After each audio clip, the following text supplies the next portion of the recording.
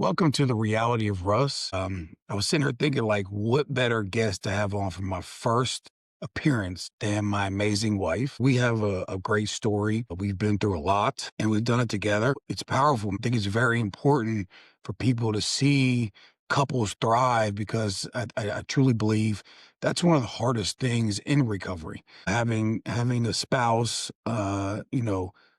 and overcoming together. So I was like, you know what, man, I think this would be really good for us to kind of tell our story and what we've been through and let everybody know, the truth behind my wife and I. This is Nikki. Say hi. Hey, everybody. Some of y'all probably know her, I'm sure. And I'm assuming by the end of this, most y'all will know who she is and what she's about. Glad you guys are here. What do you think? How we met? Yeah, I had a friend of mine, a mutual a friend. mutual friend. I knew her from a long time ago in Northern Kentucky. She had came to Lexington to get sober. This is when the Alano Club was getting remodeled. They held the meetings at Changed at lives. Changed Lives. So I was walking out one day, and she was walking in, and she stopped me. And we exchanged numbers. I seen her again, and she was like, I've got somebody I want you to meet. I think she'd be great for you. I don't know, did we plan it? I don't know, I wasn't in on it. I think she just had called and Alano Club was remodeled. She had went and got you, right? Yeah, she was like, I have somebody I want you to meet. I was like, fine. And you were talking to somebody outside for a long time. And I was like, you know what? I'm not waiting anymore. She was a jerk when I And I first met went her. in. The first time she was a jerk, ladies and gentlemen. She was a jerk to me. So I went inside and then she came up to introduce us and Nikki said, "Hi." And I was like, "Hey." And that was it. So the tables were horizontal and I was in the back row and she was 2 tables up and, she had some clients with her. And she did this thing where I busted her. I was sitting there like this in the meeting. She leans back and then there I am and I started smiling at her and she turns around real quick and, that was it. Well, Well, actually, I was telling people that I had just met you. And I okay. turned around to see you.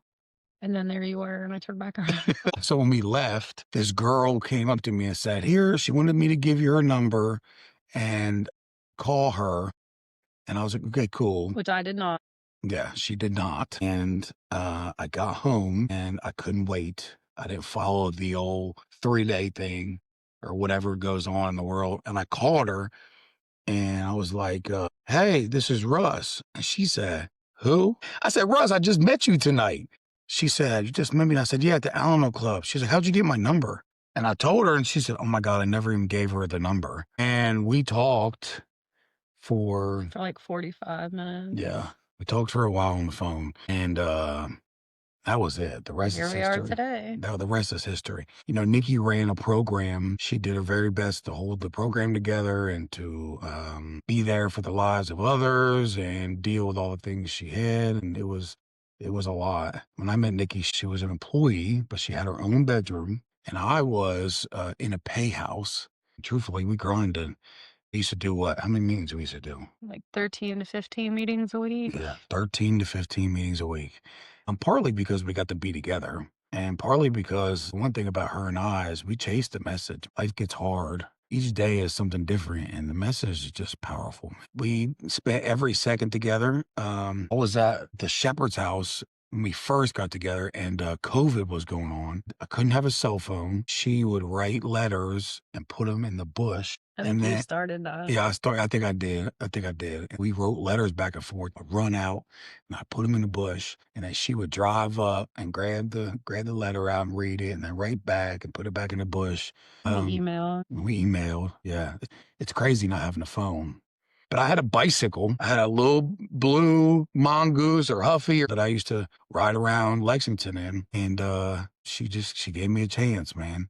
So, Nikki, tell me a little bit about yourself. Tell me a little bit about your journey. My journey started with a prayer. I was just tired of being in the madness, and I just begged God for a different life. And the very next day, I got arrested at Walmart, of all places. And I ended up facing a few felonies here in Fayette County. God led me to the Hope Center. When I got arrested, I had this relief off my shoulders, like that part of my life was over. And I knew I was headed in the good direction. And I put my all into it, into the steps, into the Hope Center, helping people. And my case manager at the time, advocated for me to go back in front of the judge. And she let me voluntarily sign myself out to go to the Hope Center on the outside. And I put my all into that too. I became a peer mentor. I was a supervising peer mentor for a little while. And then old habits came in and I was defiant and I got voted back into phase one and I didn't do that. That's how I ended up at a sober living. And from there, I just grew into the program director at that place. And I learned a lot of lessons and jumped into my recovery. And I just celebrated 6 years in October. I was still on this journey with God, jumping into my faith with spirituality. Here we are today. Here we are today, and it's hard because, Nikki and I are complete opposites, but they say opposites attract, right?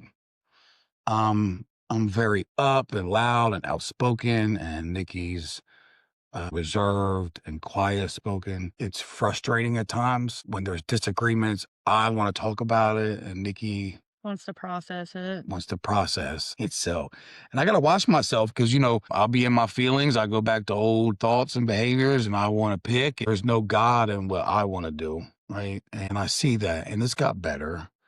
You know, it's got a lot better. We've had to learn each other and build our trust in a higher power and decipher the difference between self-will and God's will. And I was listening to this meditation earlier and it was talking about, everybody has problems, but what do you focus on more, the problem or the person that you love? And if you really want to make it work, like a relationship is hard work. You do have to nourish it and grow. And I think that we've done that very well in the last 4 years. Yeah. It's really flew by.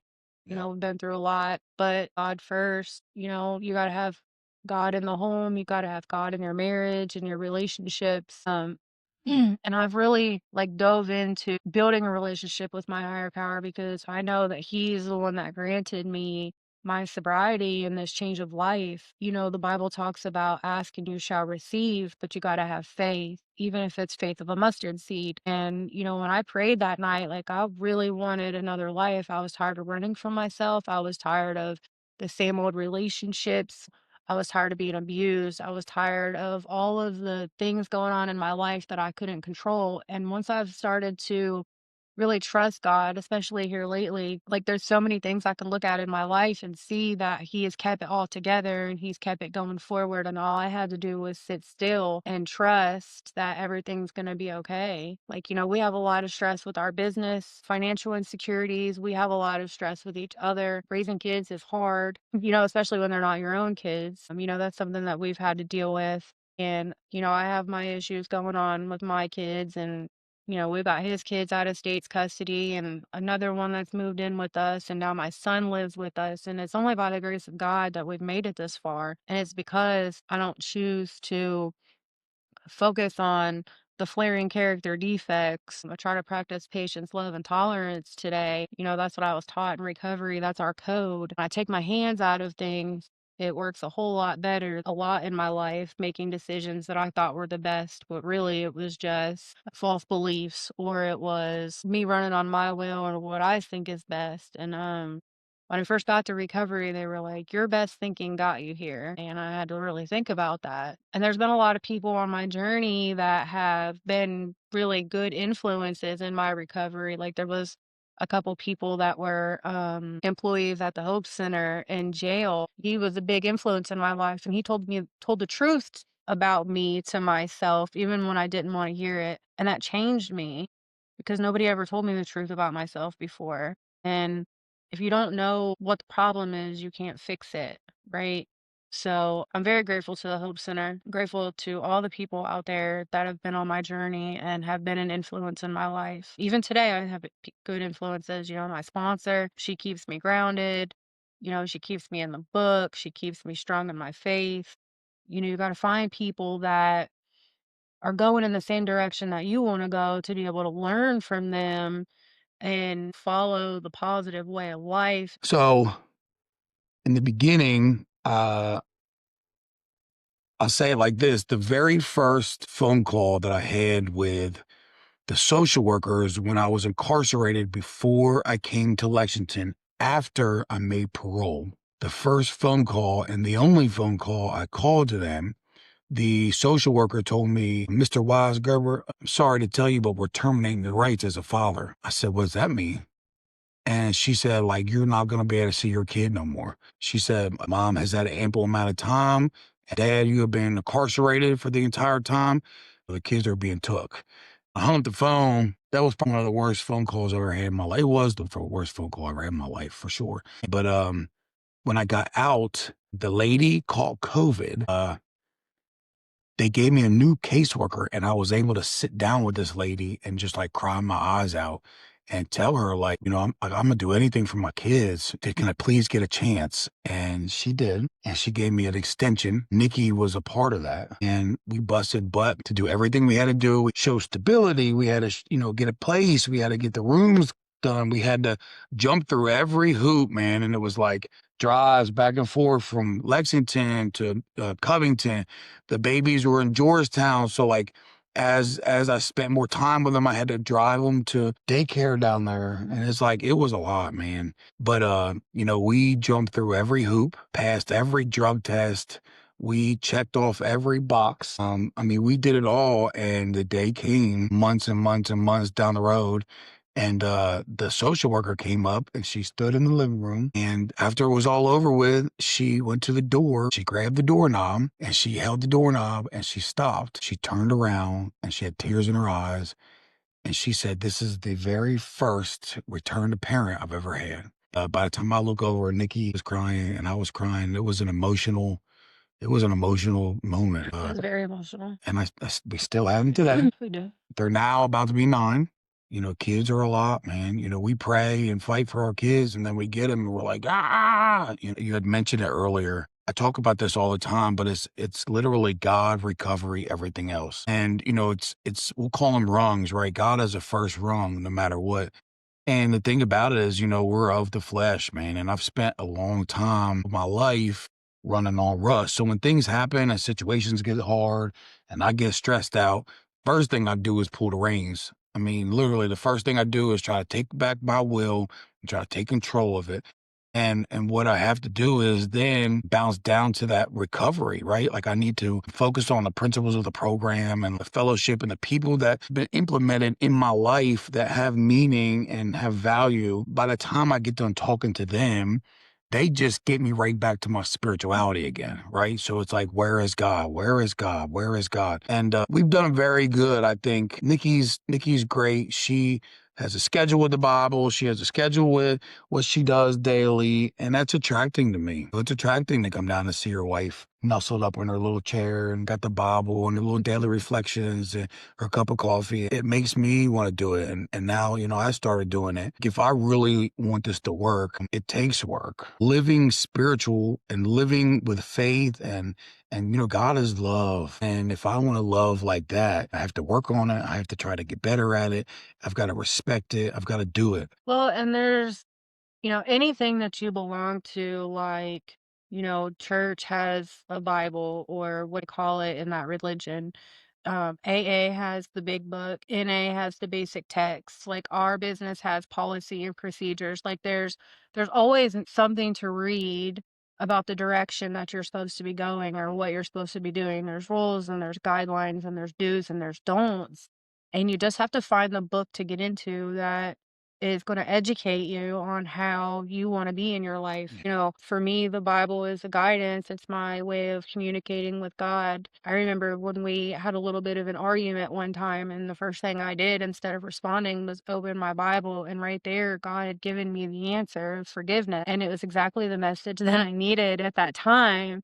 And when I read the big book or I get into it with my sponsor or a sponsee or, somebody at the meeting, that's a design for living. It tells you exactly what to do to be sober. And a lot of people are scared to do that because they're afraid to look at the reflection in the mirror. But until you face that reflection and you you face the harm that you've caused or the harm that's been done to you or the character defects that are flailing out of control until you actually know what it is, like a blueprint of your life.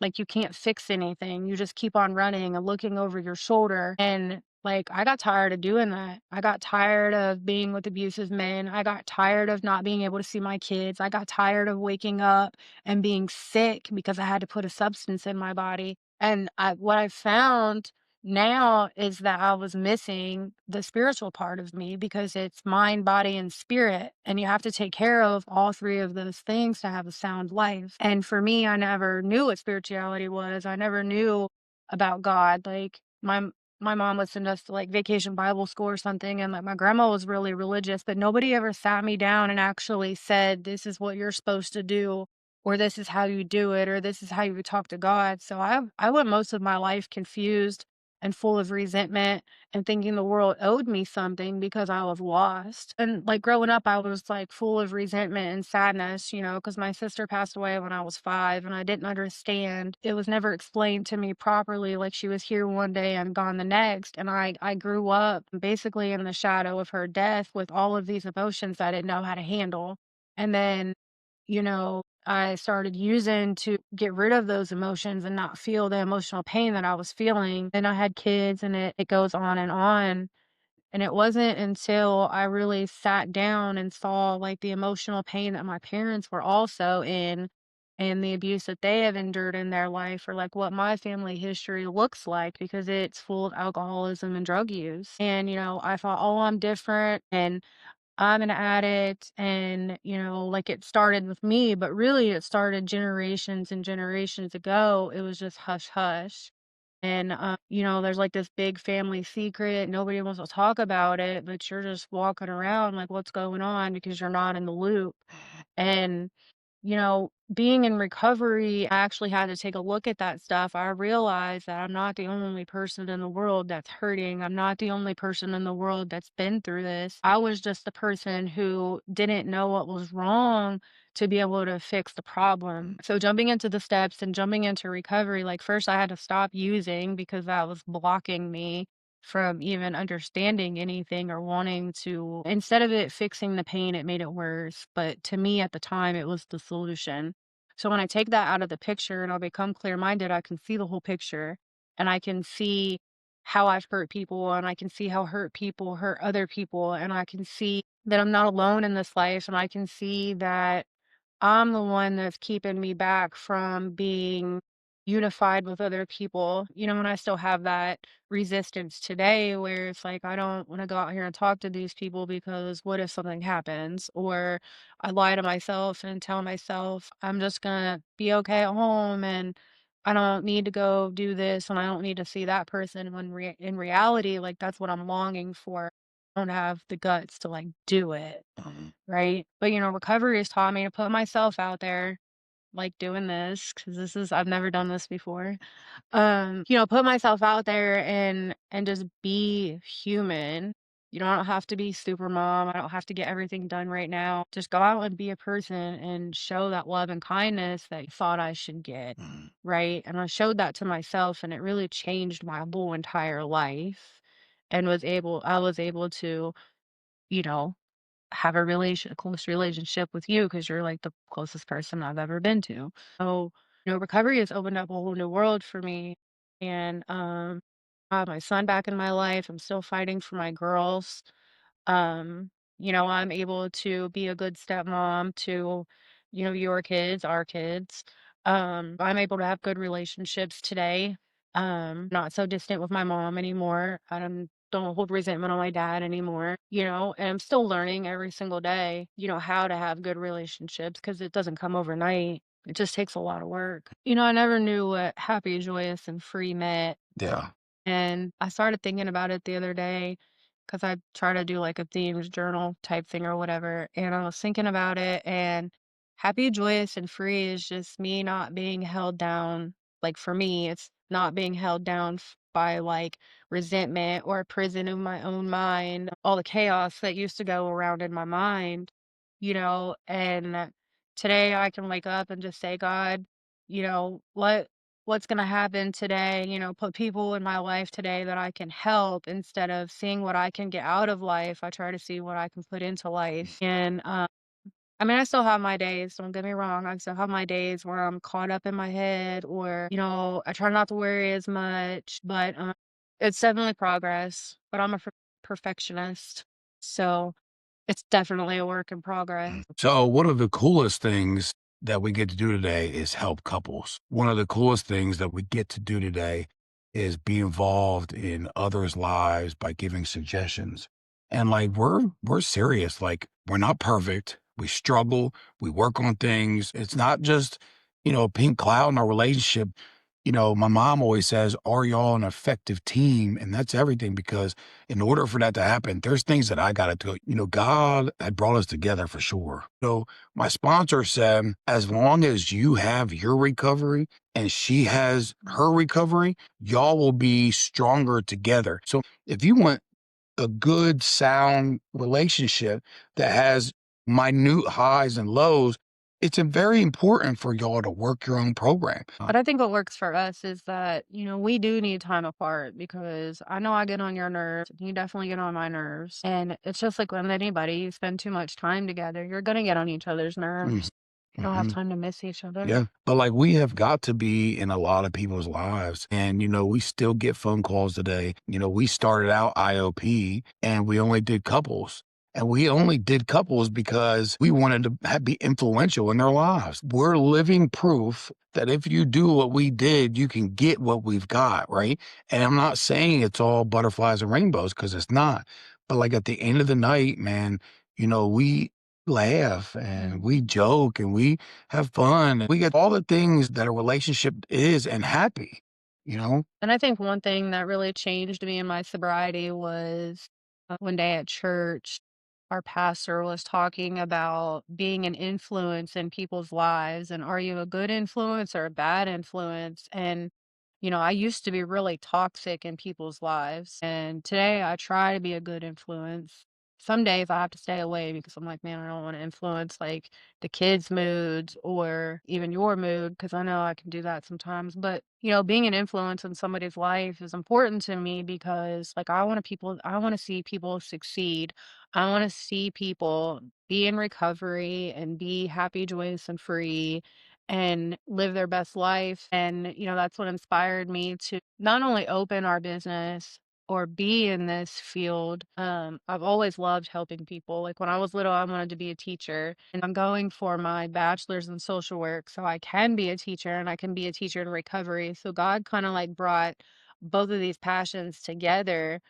You would be a hot teacher. I would get And straight A's. and I'm very passionate about that, and, like, my dream is to finish my bachelor's and go for my master's in social work and help women to get their kids back that really wanna change their life because I feel, this is just my opinion, women are treated differently in the world and do have it harder, especially if you're trying to do the right thing and have a relationship with your kids. Like there's so much stigma on addiction and there's stigma on moms who use. And for me, I never received help. I didn't know that there was even help out there when I was in addiction. I got doors slammed in my face and I got told you don't qualify. And maybe if somebody had held their hand out and said, there's a way out, things in my life with my children would be different today. So I'm striving to make those changes for people. And, just like with sober living, there's more men's beds than there is women's, and there's nobody out here to help couples. And some people have been together for a long time and been through the ringer and really need each other to be that support for each other to get sober. And there's just so many barriers in this world that stop people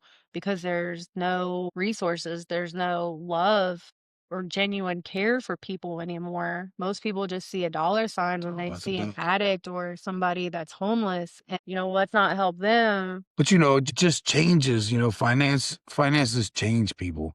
And not all people, and I'm just saying, but um it's a business that really needs true love and compassion for people because, there's lives at stake. Right. It's important to push somebody towards some type of 12-step program. You know, if somebody's not on board with God, that's fine. But like they've got to know that there's a power greater than them. You know, I always tell people like if you don't believe that there's a power greater than you, like go stop a wave. You can't. You cannot stop a wave. And if somebody is these 12-step programs lead you to a power greater than yourself, which you call God. And no matter what, it goes back to the first thing. It's God, recovery, everything else. We have been on a roller coaster together. We have done all kinds of cool things. We have seen numerous people in concert. We went and seen NF in concert. We went and seen Elevation Worship in concert. We seen Jessie J perform alto, and she was great. We went to Lady A. We seen Lee Bryce. We've went to the caverns in Louisville and went zip lining underground. We try to do as much as we can within means and enjoy life. You know, we got to go see my mom. Man, we got to go to Philadelphia and just spend time with all my family. They're so proud. It's very nice to be able to show up today. It's very nice to be able to get there without having to, ask for some money. Like, oh, I'd love to come see you, but I'm kind of broke, throwing a hint out there. I mean, I did that for years with my mom, and she'd have to pay for the trip. And, it's like, it's nice to be a grown up. It's nice to hang out with my grandpa, at 94 and like, be there, put in. I mean, I don't have to run around and say, look at me, look at me, look at me, because it's here, right? Like you can see it. But, we just keep trudging on together. It's a beautiful thing. And to be honest, I truly believe, there's that one person that you meet and she's just your everything. And, that is her. And I mean, she is my everything. I wake up next to her and I go to bed next to her every day. We've had our moments and we've been through our ups and downs, but like, no matter what, we're team. And there is no I in team, y'all. But there is a us and Russ. Yeah. So I'm glad you guys joined us. I think it's important for you to know who I am. I think it's important for you to know who Nikki is, what we're about, and who we are together and who we are apart. I can't lie because she's just going to say he's lying. So everything you've heard today is true. And it's important, man. And I make mistakes, still have things to work on. And Nikki the same, just not as bad as me.